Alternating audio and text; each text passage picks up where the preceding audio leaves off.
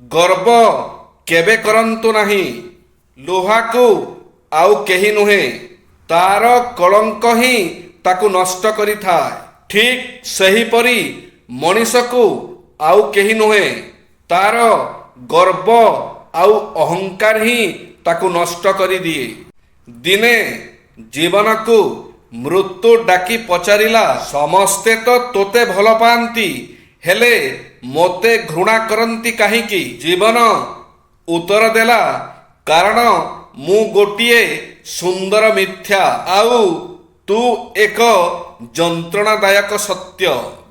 ଦୀପଟିଏ ଜଳିବା ପାଇଁ ଯେମିତି ତେଲ ଦରକାର, ଠିକ୍ ସେହିପରି ଭଲ କାମଟିଏ କରିବା ପାଇଁ ଆତ୍ମବିଶ୍ୱାସଟିଏ ନିହାତି ଦରକାର। ତା ସହିତ ଧୈର୍ଯ୍ୟ ଓ ସହନଶୀଳତା ବି ଆବଶ୍ୟକ ଏବଂ ଈଶ୍ୱରଙ୍କ ପାଖରେ ପୂର୍ଣ୍ଣ ବିଶ୍ୱାସ ଭରସା ଥିବା ଆବଶ୍ୟକ। ଯିଏ ବି ଆଜି ଭଲ କାମ କରିଛି, ଏହି ସବୁ ଗୁଣ ତା ପାଖରେ ରହିଛି।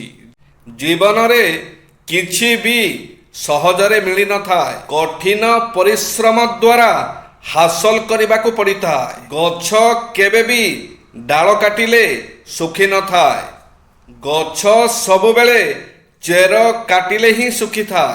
ଠିକ୍ ସେହିପରି ମଣିଷ ନିଜର କର୍ମ ଦ୍ୱାରା ନୁହେଁ, ବରଂ ନିଜର ଛୋଟ ଭାବନା ଓ ଭୁଲ ବ୍ୟବହାର ଦ୍ୱାରା ହାରିଥାଏ। 8ଟି ଗୁଣକାରୀ ପତ୍ର।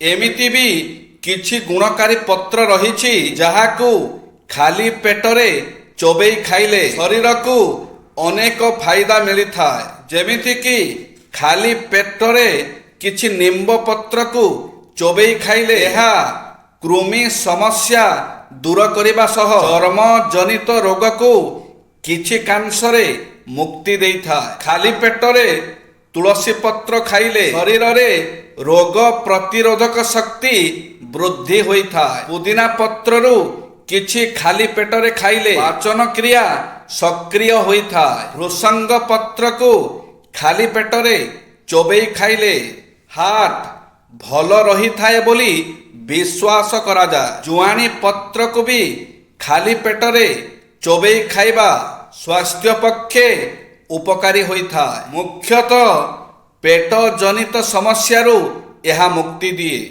ଜାମୁ କୋଳି ପତ୍ରକୁ ଖାଲି ପେଟରେ ଚୋବେଇ ଖାଇଲେ ସୁଗାର ନିୟନ୍ତ୍ରଣରେ ରହିଥାଏ ବୋଲି ବିଶ୍ୱାସ କରାଯାଏ।